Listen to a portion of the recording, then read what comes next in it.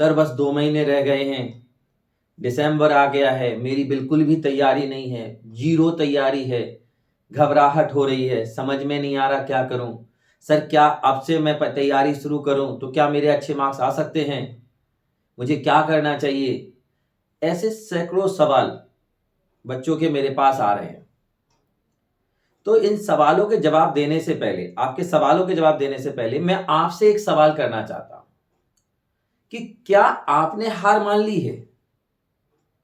क्योंकि अगर आपने हार मान ली है तो ये बात सच है कि अब कुछ नहीं हो सकता।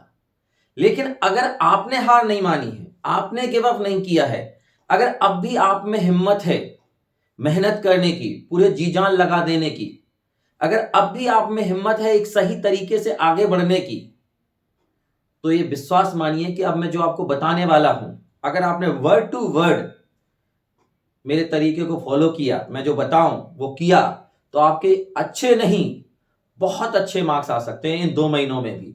और रिजल्ट जो है वो आपकी उम्मीद से कहीं ज्यादा बेहतर आने वाला है। तो क्या है तरीका?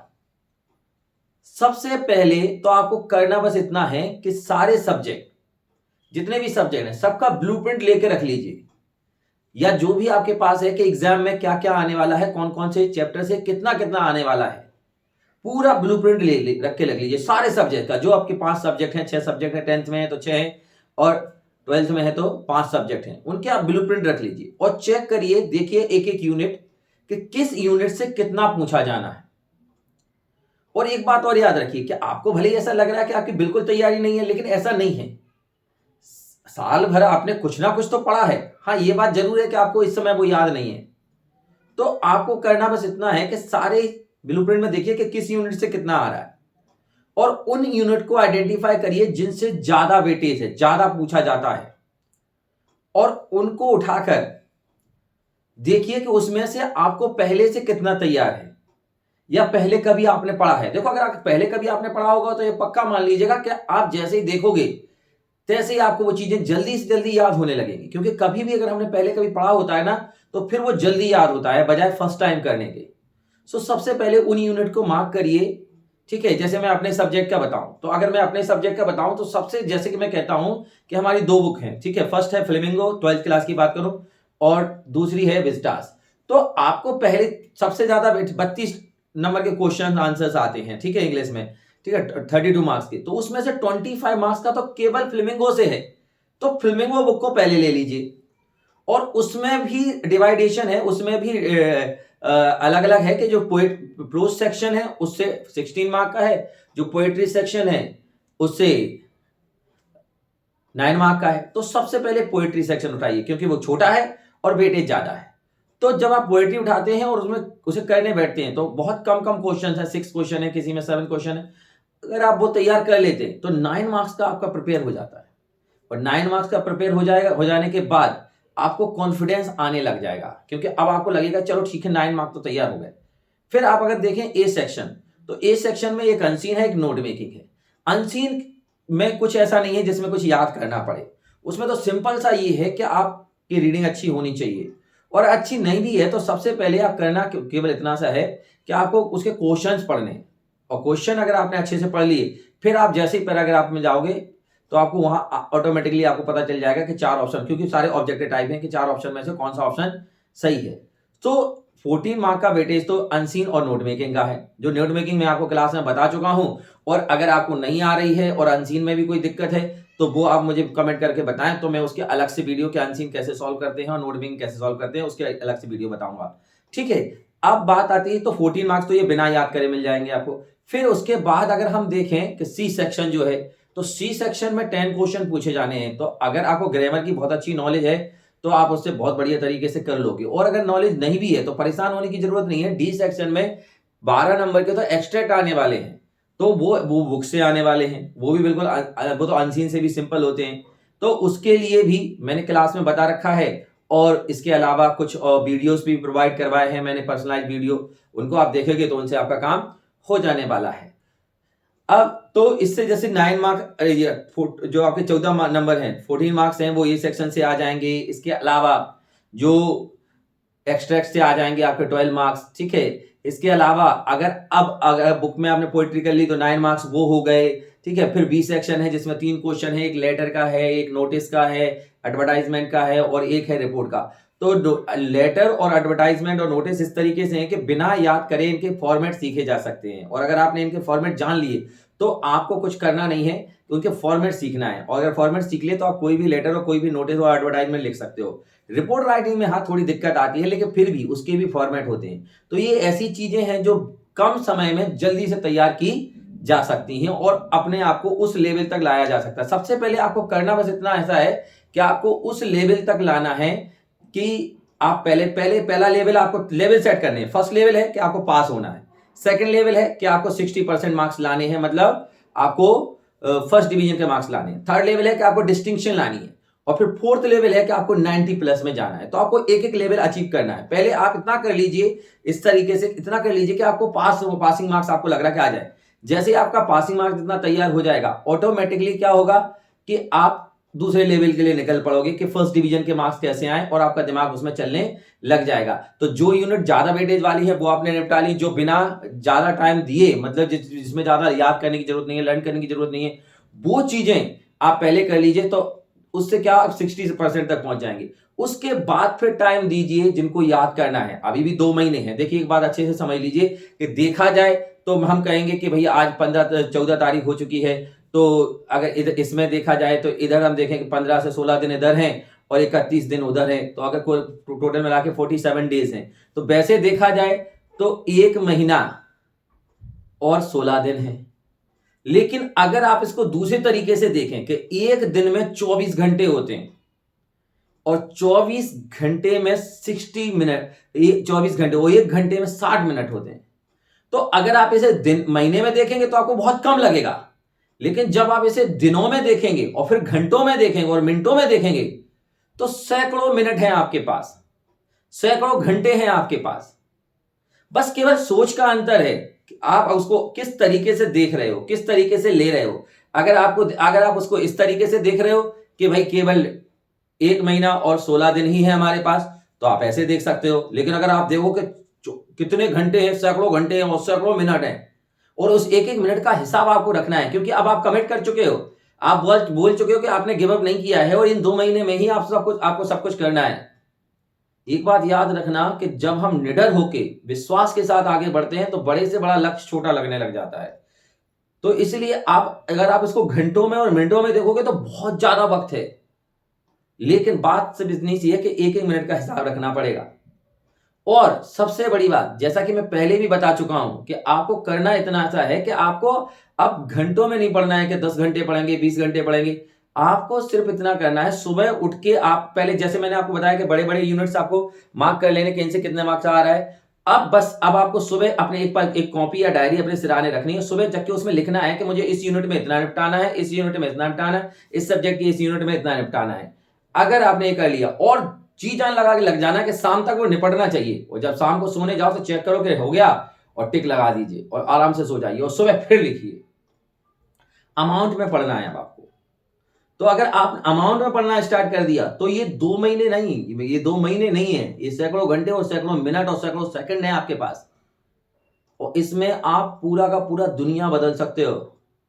एक बात याद रखना, जब तक हमने हार नहीं मानी तब तक हम प्रोसेस में हैं, तब तक हम जीत की दहलीज पे खड़े हैं, तो हार नहीं माननी है। और ऐसे ही दूसरे सब्जेक्ट के टीचर से यूनिट देखिए, तैयार करिए। दूसरे टीचर जो भी आपके रिस्पेक्टिव टीचर्स हैं, चाहे वो स्कूल में हो चाहे वो कोचिंग्स में हो, उनसे मिलिए, उनसे चर्चा करिए, और उनमें जो जो तुम्हें डाउट्स आ रहे हैं उनके डाउट क्लियर करिए। सबसे पहले बड़ी बड़ी यूनिट खत्म करिए, सर से थोड़ा सा अलग से टाइम मांग लीजिए, कि क्लास के बाद उनसे पूछ लीजिए कि सर ऐसा कैसे करना है। वो आपको बहुत बेहतरीन तरीके से गाइड करेंगे। और जब आप इस तरीके से लग जाएंगे तो धीरे धीरे क्या होने लगेगा कि एक्चुअल में आपको ऐसा फील होने लगेगा कि आपकी प्रिपरेशन होने लग गई है। और जब ये फील होने लग जाएगा, देखो एक बात याद रखना कि हमारा मन किसी काम में तभी लगता है जब हमें उसमें सफलता के आसार नजर आते हैं। और अगर आप जब ऐसे करोगे जो मैंने बताया, तो धीरे धीरे आपको ऐसा लगने लगेगा कि आपका एग्जाम बहुत अच्छा जाने वाला है, और आपको उसमें सफलता के आसार नजर आने लग जाएंगे, और आपका मन और ज्यादा लगने लग जाएगा। लेकिन बात इतनी सी है कि आपको करना क्या होगा, आपको ना एक सन्यासी बन के, जैसे एक सन्यासी तपस्वी होता है ना, उसको सिवाय भगवान के नाम के, उसको सिवाय अपनी तपस्या के और चीजों से कोई मतलब नहीं होता कि बाहर कौन क्या कर रहा है, कौन उसके सामने से निकल गया, कौन उसके आगे से निकल गया, उसको मतलब ही नहीं है। वो तो सिर्फ अपने योग में लगा हुआ है, अपनी तपस्या में लगा हुआ है। तो अब तुमको ये जो जितना समय बचा है इसमें तपस्वी की तरह लगना पड़ेगा कि दुनियादारी से कोई मतलब नहीं है, किसी चीज से कोई डिस्ट्रैक्शन से कोई मतलब नहीं है। ये बात सही है कि डिस्ट्रैक्शंस आएंगे और वो आपको रोकेंगे, क्योंकि जब भी आप कोई अच्छा काम करने जाओगे, जब भी आप कोई बेहतर काम करने जाओगे, जब भी आप कुछ अचीव करने जाओगे, तो ये पक्का मानना कि उसमें रुकावट आने वाली है। जैसे पहले के जमाने में होता था ना कि ऋषि मुनि यज्ञ किया करते थे, तो कहीं ना कहीं से उसमें बाधा डालने के लिए राक्षस आ ही जाते थे। आज वो राक्षस हमारे सामने नहीं है, आज वो राक्षस हमारे अंदर है, हमारा आलस। ठीक है, एक राक्षस है जो जब भी कुछ भी आप करोगे वो आपको आके आपको रोक लगाएगा ही, कुछ ना कुछ रुकावट डालेगा ही, कुछ ना कुछ आपका यज्ञ भंग करेगा ही, आपकी तपस्या भंग करेगा ही। ठीक है, दूसरा दूसरा हमारी और भी दूसरी इच्छाएं होती हैं, जैसे कि हमारे कुछ एडिक्शंस होते हैं। जैसे कई लोगों को मोबाइल फोन का एडिक्शन बहुत ज्यादा है, दोस्ती यारी का बहुत ज्यादा एडिक्शन है। आप कहो चाहे ना कहो, कोई आपका दोस्त आपका फोन जरूर कर लेगा, आपको कहीं बुला लेगा। हम कोचिंग पर जाके क्या करते हैं कि अपने फ्रेंड के बगल में ही बैठते हैं, और यही हम सबसे बड़ी गलती कर जाते हैं। देखो, आप किसी भी क्लास में जाओ, कभी भी अपने जान परिचित के स्टूडेंट के साथ मत बैठो, अपने फ्रेंड के साथ मत बैठो, क्योंकि अगर आप अपने फ्रेंड्स के साथ बैठते हो तो ये पक्का मानना कि उसके पास बहुत, तुम दोनों एक दूसरे को बहुत पहले से जानते हो, तो उसके पास बहुत कुछ है तुम्हें बताने के लिए और तुम्हारे पास बहुत कुछ है उसे बताने के लिए। तो भले तुम बोलो ना बोलो, वो तो बोलेगा ही बोलेगा, वो कुछ ना कुछ बोलेगा, वो तुम्हारे कान में कुछ ना कुछ कह देगा, फिर तुम्हें उसका जवाब देना और डिस्ट्रैक्शन होगा। तो ऐसे स्टूडेंट के अब से कल से ही ऐसे स्टूडेंट के बगल में बैठो क्लास में, जहां पर जिसको आप जानते नहीं हो, क्योंकि अगर आप उसे जानते नहीं हो बाहर से, तो ना तो आपके पास कुछ बोलने के लिए ना उसके पास, तो ज्यादातर ध्यान आपका क्लास में होगा। तो ये भी ध्यान रखना। तो ये जैसे ये डिस्ट्रैक्शन हो गया, ठीक है, नींद आती है कई लोगों को, वो डिस्ट्रैक्शन हो गया। और सबसे बड़ा डिस्ट्रैक्शन है आपका डर, कि कई बार क्या होता है कि हार मानना, जब हम डरने लग जाते हैं, हमको लगता है कि बहुत सारा चीजें हैं अभी और समय कम है, तो ऑटोमेटिकली डर आ जाता है, और डर आ जाता है तो कई बार गिव अप की भावना आ जाती है और हमको लगता है कि हमसे हो नहीं पाएगा। तो इस चीज को भी याद रखना है कि हमको ना प्रेजेंट में देखना है कि अभी मेरे सामने कितना कुछ है। जैसे कि आपने सारी यूनिट्स मार्क कर ली, एक एक यूनिट उठाइए कि उसको खत्म करना है, बाकी परिणाम क्या होगा, रिजल्ट क्या होगा, उससे हमें कोई लेना देना नहीं है, बस इसे मुझे निपटाना है। देखो, कर्म में विश्वास करो, प्रोफेसर में विश्वास करो, रिजल्ट आपके हाथ में नहीं है, और रिजल्ट के बारे में सोचो भी मत, क्योंकि रिजल्ट के बारे में सोचने से ही मन में डर आता है, और जब मन में डर आता है तो अंदर एक कमजोरी आती है, और कमजोरी के साथ साथ ही गिव अप करने की फीलिंग आती है, और गिव अप करने की फीलिंग के साथ ही सब कुछ खत्म हो जाता है। तो बात सिर्फ इतनी सी है कि आपको बस प्रेजेंट देखना है, और इनको 1.5 महीना मत समझिए, इसको सैकड़ों घंटे और सैकड़ों मिनट समझिए, और फिर उसके हिसाब से अपना पूरी तरीके से अपने आप को डिवोट कर दीजिए। देखिए, डिवोट तो करना पड़ेगा। अभी क्या होता है कि हम कहते हैं कि नहीं यार, हम कोशिश कर रहे हैं, हम मेहनत कर रहे हैं। ऐसा नहीं होता है कि आप अगर कोशिश कर रहे हैं और कुछ हो ना, ऐसा नहीं होता है कि साल भर आपने मेहनत करी और आपके साथ कुछ हुआ नहीं। सिंपल सी बात है कि आपने कोशिश नहीं करी, है ना, आपने कोशिश नहीं करी। आप जो भी कहते थे वो सिर्फ अपने मन को समझाने के लिए, आप आज का काम कल पे टालते आ रहे हैं, तभी तो इस स्थिति में पहुंच गए हैं कि अब इस समय आपकी बिल्कुल तैयारी नहीं है। वो यही है कि आप हमेशा से चीजों को टालते आए हैं, और एक ऐसा होता है, एक फेस सेविंग डिवाइस होती है सब चीजें, ये बहाने। जैसे एक फेस सेविंग डिवाइस हो गया कि साहब ये चैप्टर बहुत कठिन है, ये सब्जेक्ट बहुत कठिन है, मेरे को होता नहीं है। कई बच्चे मेरे को बोलते हैं सर हम याद करते हैं भूल जाते हैं। यार, भूलता कौन नहीं है, दुनिया भूलती है, ठीक है। अरे हम किसी व्यक्ति से फर्स्ट टाइम मिलेंगे, कुछ दिन साथ उससे ना मिले तो उसके का चेहरा भूल जाएंगे यार, सब्जेक्ट की तो बात अलग है। तो भूलता कौन नहीं है, भूलते तो सब हैं, उसमें कोई वो बात दिक्कत नहीं है। लेकिन एक्चुअल में क्या है कि क्या हमने उसे दोबारा रिवाइज करा? नहीं, हम कहते हैं सर हम याद कर लेते हैं, हम भूल जाते हैं, हम कोशिश तो करते नहीं करते, हम कोशिश, हम मन से कोशिश नहीं करते, हमारा उतना मन उसमें नहीं लगता, हम वन टाइम वन इन्फॉर्मेशन को दिमाग को नहीं भेजते हैं। पढ़ाई के समय हम 50 चीजें देखते हैं, बार बार मोबाइल देखते हैं, बार बार इधर उधर देखते हैं, सोचते हैं थोड़ा सा सो लें, थोड़ा सा ऐसा कर लें, आज टाइम बीत गया तो कल कर लेंगे। सोचो तो हम साल भर से कैसे टाइम टेबल बनाते आ रहे हैं, कैसे कैसे टाइम टेबल बनाया आप लोगों ने साल भर में? आपका क्या तरीका रहता था? आपने सीधा भैया ठीक है, कभी किसी टीचर ने डांट दिया, किसी फ्रेंड के ज्यादा अच्छे टेस्ट में नंबर आ गए, पेरेंट्स ने कुछ कह दिया, तो मन में आ गया कि नहीं भैया टाइम टेबल बनाएंगे, और लग जाते हैं। तो कैसा टाइम टेबल बनाते थे आप लोग? आपने बना लिया कि सुबह मैं जग जाऊंगा, सुबह 6 से 8 में मैथ पढ़ लूंगा, 8 से 10 फिजिक्स पढ़ लूंगा, 10 से 12 केमिस्ट्री पढ़ लूंगा, या कोई और सब्जेक्ट, 12 से 1 तक नहा लूंगा, खा लूंगा, उसके बाद 1 बजे से 2 बजे तक बैठ जाऊंगा, इंग्लिश पढ़ लूंगा। ऐसे लगातार एक के बाद आप ऐसे टाइम टेबल बना लेते हैं। और अगर आपने 6 बजे से सोचा होता है तो आप कुछ भी कर लिए 6 के 6:15 हो ही जाते होंगे। और जब 6 के 6:15 हो जाते हैं तो आप क्या करते थे? आप घड़ी देखते थे और टाइम टेबल देखते थे। अरे यार 6 बजे से सोचा था, 6:15 बज गए। और फिर क्या क्या मन में आता था? कल से लग जाऊंगा, कल से करूंगा। जबकि आपको करना क्या चाहिए? अरे कल से क्यों लग जाओगे? कल से लग जाऊंगा। और अब आप पूरा दिन नहीं पढ़ने वाले। क्यों? क्योंकि आपने सोच लिया कि आप कल से करोगे। अरे यार कल से क्यों लग जाओगे? 15 मिनट तो लिखने हैं, आज से लग जाओ। ये तो वैसे ही हो गया ना कि जा रहे थे रास्ते में, कीचड़ में गिर गए। अब कीचड़ में गिर गए तो बोले गिर तो गई है, थोड़ा सा और लोर ले। ऐसा करते हैं, कीचड़ में गिर जाते हैं तो बाहर निकलते हैं, नहाते हैं और फिर से अपने काम पर जाते हैं। तो अगर आप चाहते तो वैसे पढ़ सकते थे। तो आज तक आप ऐसे ही टाइम टेबल बनाते आए और 10 दिन में वो टाइम टेबल आप भूल जाते हैं, फिर एक नया टाइम टेबल हो, यही चलता आया है। और अपने मन को तसल्ली, टेस्ट से भागते हैं। मैंने बोला कि टेस्ट है कल या परसों टेस्ट है या 10 दिन बाद टेस्ट है, पहले 7 दिन बाद भी बता दिया, फिर भी ज्यादातर लोग टेस्ट से एब्सेंट रहते हैं। एक बात अच्छे से याद रखिए, बिना टेस्ट दिए आप किसी भी एग्जाम में, ये तो बोर्ड एग्जाम है, आप यूपीएससी के एग्जाम में भी अगर आप टेस्ट सीरीज नहीं देते हैं, अगर आप टेस्ट नहीं देते हैं तो आप सिलेक्ट नहीं हो सकते, आप अच्छा स्कोर नहीं कर सकते।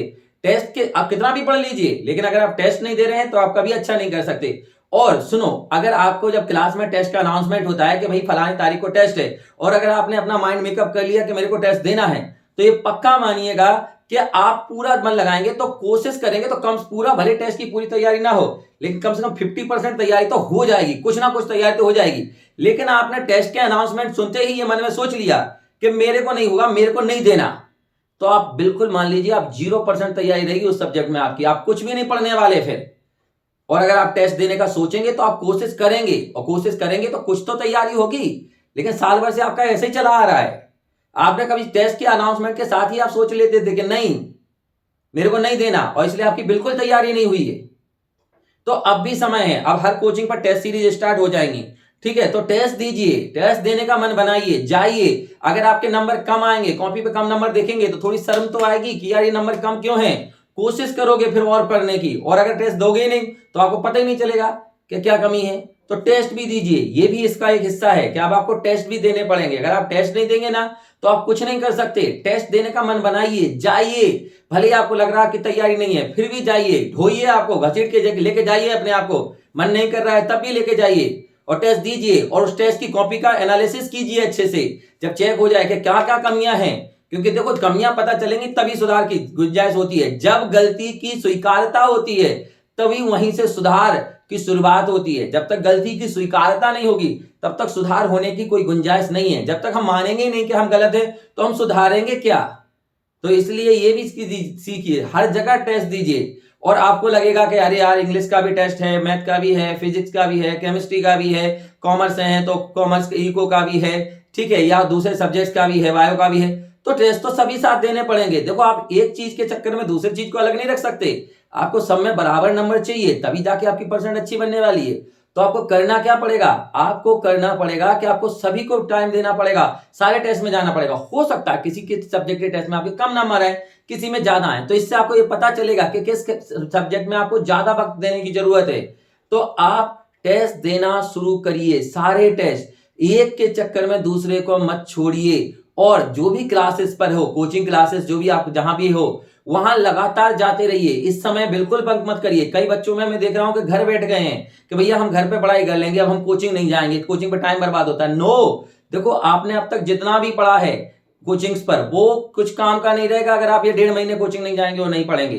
तो इसलिए क्लासेस तो जाइए, अटेंड करिए, सारे सब्जेक्ट की क्लासेस तो जाना है। भले ही आपको ऐसा लगता है कि अरे यार हम घर पे पढ़ लेंगे, लेकिन पूछिए अपने आप से आप कितना पढ़ लेते हैं घर पर? नहीं पढ़ते हैं। एक बात याद रखिएगा, जब तक जवाबदेही तय नहीं होगी, जब तक अकाउंटेबिलिटी तय नहीं होगी, तब तक आप काम नहीं करने वाले। और जब आप कोचिंग जाते हो तो वहां आपकी अकाउंटेबिलिटी होती है, टीचर आपसे पूछता है कि भाई आपने क्या किया है, ठीक है, आपसे जब आपको जवाब देना पड़ता है, आपको टेस्ट बताता है, टेस्ट देने के लिए आपको जवाब देना पड़ता है, कॉपी पे कम नंबर आते हैं तो आपको जवाब देना पड़ता है। और जब जवाबदेही तय होती है तो ये पक्का मानिएगा कि हम मेहनत करते हैं, क्योंकि हमें लगता है कि हम सामने वाले को क्या जवाब देंगे, क्या बोलेंगे।